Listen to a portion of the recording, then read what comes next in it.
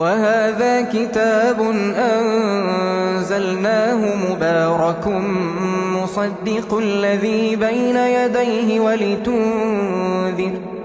ولتنذر أم القرى ومن حولها والذين يؤمنون بالآخرة يؤمنون به وهم على صلاتهم يحافظون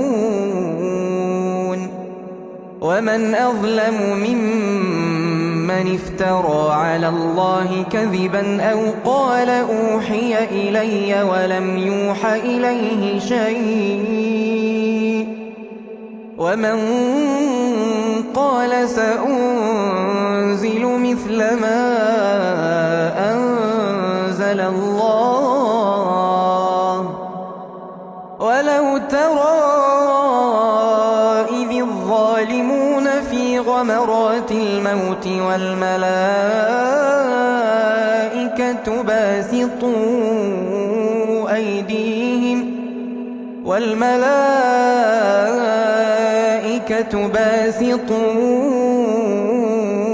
أيديهم أخرجوا